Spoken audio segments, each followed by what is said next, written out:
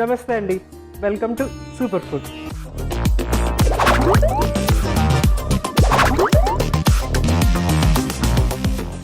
ముందుగా ఈటీవీ అభిరుచి super food ప్రేక్షకులందరికీ శ్రీరామనవమి శుభాకాంక్షలు.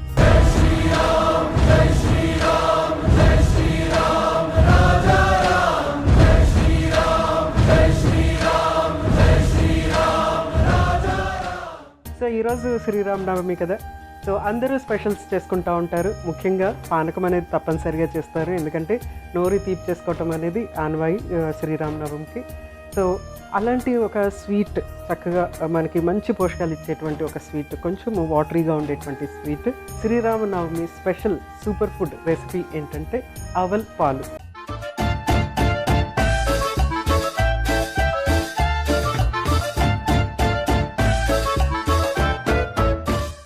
అవల్ పాలకి కావాల్సిన పదార్థాలు ఏంటో ఒకసారి చూసేద్దాం. అటుకులు, జీడిపప్పు, పల్లి, పాలు, పంచదార. సో అన్ని ఇంగ్రీడియంట్స్ రెడీగా ఉన్నాయి కదా, మనము ఈ ప్రాసెస్ స్టార్ట్ చేసేసుకుందాం. సో ఫస్ట్ స్టవ్ వెలిగించేస్తున్నాను.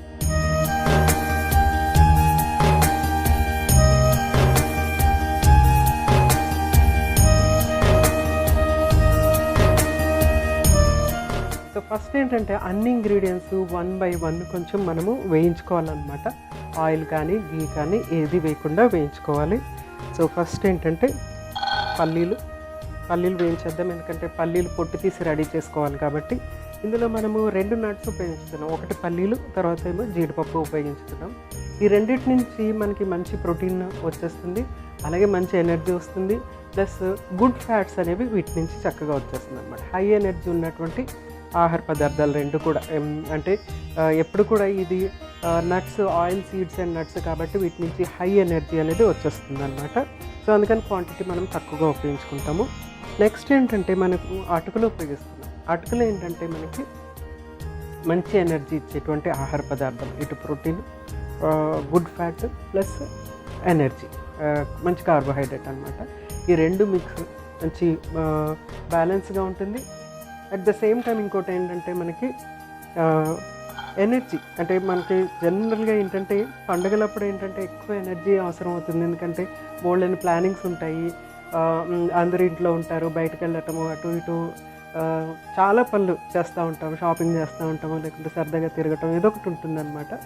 సో ఎక్కువ ఎనర్జీ స్పెండ్ చేయటం అనేది జరుగుతూ ఉంటుంది అనమాట. అందుకనే పండుగల టైంలో మనం జనరల్గా ఏంటంటే స్వీట్స్ చేసి తింటూ ఉంటారు, ఎందుకంటే ఆ టైంలో అందరూ కలవటము, ఎక్కువ యాక్టివిటీ ఉండటం, ఎక్కువ ఎనర్జీ స్పెండ్ చేస్తాం కాబట్టి ఎక్కువ ఎనర్జీ ఉండేటువంటి ఆహార పదార్థాలు తీసుకుంటూ ఉంటారు అన్నమాట. ఒకవేళ మనము పండుగ టైంలో ఎక్కువ ఎనర్జీ స్పెండ్ చేయట్లేదు, ఓన్లీ రిలాక్స్ అవుతున్నాము, ఇంట్లో ఉండి ఓన్లీ రిలాక్స్ అవుతున్నాము అంటే కనుక అప్పుడు డెఫినెట్గా దానికి తగినంత ఆహారమే తీసుకోవాలన్నమాట. మనం ఎంత ఆహారం తీసుకుంటామో అంత ఆహారం మనం స్పెండ్ చేయాలి. అంత స్పెండ్ చేయకపోతే కనుక వెయిట్ పెరుగుతాం అనేది జరుగుతుంది. సో చక్కగా వేయించేసేసి, పల్లీలతో ఒక ప్రత్యేకమైన యాంటీ న్యూట్రియంట్ ఉంటుందన్నమాట ఇందులో, పల్లీలో. అది జస్ట్ ఏంటంటే మనకి ఆ పల్లీ కవర్ కిందే ఉంటుందన్నమాట.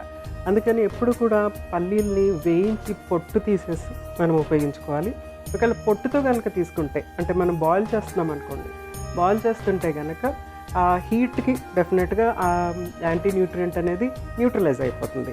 డెఫినెట్గా ఇప్పుడు కూడా పల్లీలు మనము వేడి చేసి మనం యూజ్ చేయటం అనేది చాలా ఇంపార్టెంట్ అనమాట. అందులో ఉన్నటువంటి యాంటీ న్యూట్రియంట్, అంటే ఒక విష పదార్థం లాంటిది ఉంటుందన్నమాట, అది మనకి న్యూట్రలైజ్ అయిపోతుంది అనమాట, దాని ఎఫెక్ట్ లేకుండా అవుతుంది.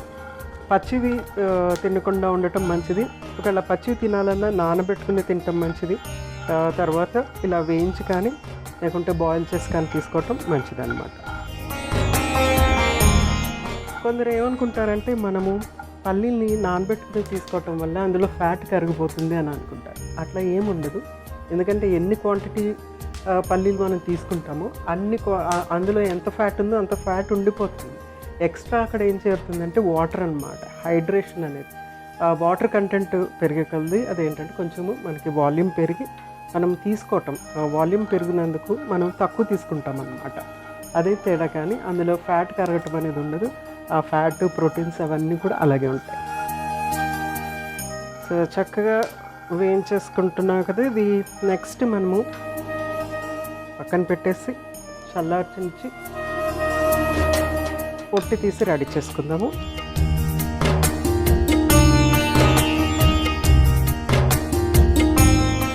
నెక్స్ట్ జీడిపప్పును కూడా డ్రైగా వేయించేసుకుందాం.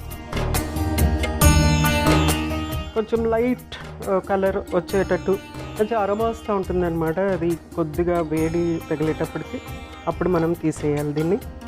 జీడిపప్పు ఏంటంటే చాలా క్విక్గా సడన్గా కలర్ చేంజ్ అయిపోతుంది. చాలా డెలికేట్ నట్ అనమాట. అన్ని నట్స్లో కంటే జీడిపప్పు చాలా డెలికేట్ నట్ కాబట్టి తొందరగా కుక్ అయిపోతుంది అనమాట. సడన్గా కుక్ అయినట్టు అవుతుంది. సో మనము దీన్ని కంటిన్యూస్గా కదుపుతూ తీసేయాలి. జస్ట్ కొంచెం ఆ ఫ్లేవర్ రావటానికి అనమాట. అది కుక్ అయినటువంటి ఫ్లేవర్ రావడానికి మనము దీన్ని కొంచెం అంతా వేయించుకుందాం. సో జీడిపప్పు కూడా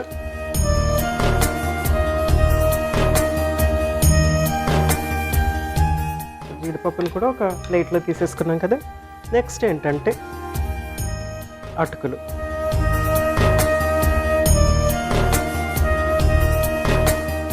సో అటుకులు కూడా ఆల్రెడీ డ్రైగానే ఉంటాయి, కానీ కొంచెం మనం వేయించేటప్పటికి ఒక చక్కటి అరోమా వస్తుంది. లైట్ బ్రౌనిష్గా ఉంటుంది. తర్వాత క్రిస్పీగా తయారవుతుంది అనమాట. ఆ క్రిస్పీనెస్ వచ్చే వరకు దీన్ని మనం వేయించుకోవాలి. ఈ రెసిపీ పేరు అవల్ పాలు. అంటే అవల్ అంటే అటుకులు అనమాట. ఇది కేరళ రెసిపీ. అవల్ అని అంటారనమాట. అటుకుల్ని అవల్ అంటారనమాట. అటుకుల పాలు అనమాట. ఇది మనం తెలుగులో చెప్తే కనుక. సో ఇది బేసిక్ రెసిపీ కాబట్టి అదే పేరు ఉండిచ్చేసేసాము. సో చక్కగా దీన్ని వేయించేసుకుందాం. ఇందులో మనకి డిఫరెంట్ టైప్ ఆఫ్ అటుకులు దొరుకుతాయి. రెడ్ రైస్ అటుకులు, బ్లాక్ రైస్ అటుకులు, బ్రౌన్ రైస్ అటుకులు కూడా దొరుకుతూ ఉంటాయి. అవి యూజ్ చేస్తే ఇంకా హెల్తీగా ఉంటుంది అన్నమాట. ఎక్కువ యాంటాక్సిడెంట్స్ అనేవి చాలా ఎక్కువగా ఉంటాయి అన్నమాట. ఎస్పెషలీ బ్లాక్ రైస్ తర్వాత రెడ్ రైస్లో. సో ఆ అటుకులు ఉపయోగించి తీసుకోవచ్చు. కలర్ కొంచెం డిఫరెంట్గా ఉంటుంది. తర్వాత ఈ పర్టికులర్ రెసిపీకి అటుకులు మరీ సాఫ్ట్గా ఉండకుండా గట్టిగా ఉంటేనే చాలా చక్కగా ఉంటుంది అన్నమాట. సో దీన్ని మనము తీసేసుకుందాం, ఒక ప్లేట్లో తీసేసుకుందాం.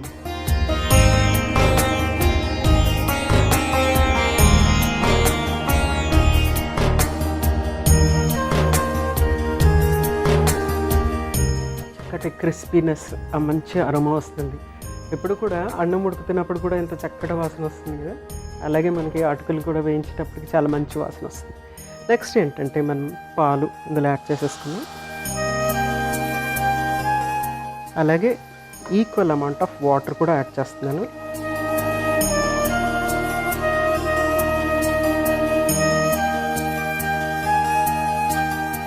దీనికి తగినంత షుగర్ యాడ్ చేస్తున్నాను. అవన్నీ ఇందులో మిక్స్ చేస్తాం కాబట్టి షుగర్ యాడ్ చేస్తున్నాను.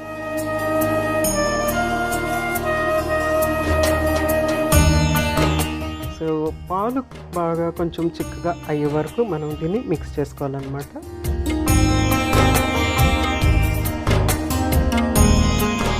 మనము వేయించి పెట్టుకున్నటువంటి జీడిపప్పు, సో పాలు, జీడిపప్పు, పంచదార ఇవి చక్కగా కుక్ అవుతూ ఉన్నాయి, బాయిల్ అవుతూ ఉన్నాయి కదా. మనం ఈ లోపల ఏంటంటే వేయించిన పల్లీల్ని పొడి చేసేసుకుందాం.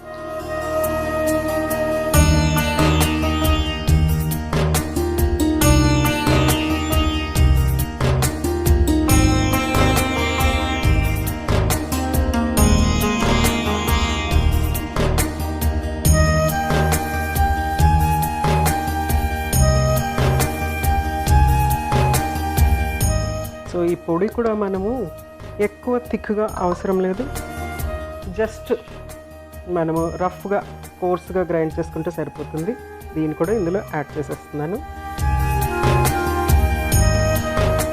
సో వేయించిన పల్లీలు పొడి ఇందులో కలిపేసుకోవటమే.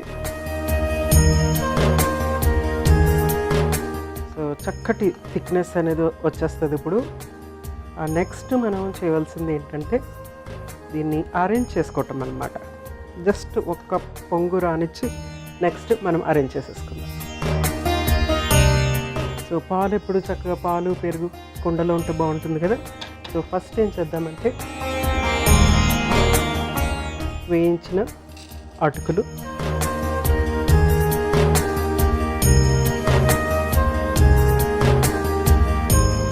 స్టవ్ ఆఫ్ చేసేసి ఈ పాలు అందులో వేసేసుకోవటమే.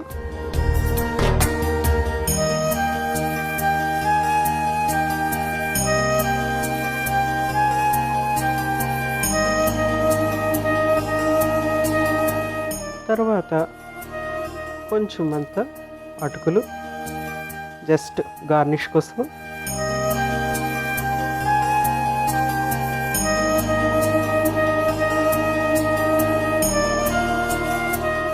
సో రెడీ అయిపోయింది. ఈ అవల్ పాలని ఏంటంటే మనము ఫ్రెష్గా అటుకులు అప్పటికప్పుడు ఫ్రెష్గా యాడ్ చేసుకుని డైరెక్ట్గా స్పూన్తో తీసేసుకోవటమే అనమాట. మీరు ఇంకా దీన్ని ఇంకో డిఫరెంట్గా తీసుకోవాలి అంటే ఇది కొంచెం చల్లారిన తర్వాత ఫ్రిడ్జ్లో పెట్టి తీసుకోవచ్చు, అది డిఫరెంట్గా ఉంటుంది. కానీ బేసిక్గా ఏంటంటే ఆ క్రిస్పీనెస్ పోకుండా పాలు యాడ్ చేసి మనం ఇమీడియట్గా తీసేసుకోవటమే. చాలా ఎక్సలెంట్ స్నాక్, చాలా రిలాక్సింగ్గా ఉంటుంది ఇది. సో పిల్లలకి పెద్దలకి ఇది చాలా చక్కటి స్నాక్. బోల్డంత కాల్షియం కంటెంట్, అలాగే బోల్డెన్ వైటమిన్స్, బేసిక్గా బ్యాలెన్స్డ్ ప్రోటీన్ ఉంటుంది, గుడ్ ఫ్యాట్ ఉంటుంది, కార్బోహైడ్రేట్ ఉంటుంది. తప్పనిసరిగా ట్రై చేయండి. చూసారు కదండి, అవల్ పాల్ చాలా సింపుల్గా ఈజీగా చేసేసుకోవచ్చు. మంచి పోషకాలతో నిండినటువంటి రెసిపీ ఇది. తప్పనిసరిగా ఇది మీరు ట్రై చేయవలసిందే. రేపు ఇంకొక చక్కటి సూపర్ రెసిపీతో మీ ముందుంటాను. అంతవరకు మీ జానకి. నమస్తే.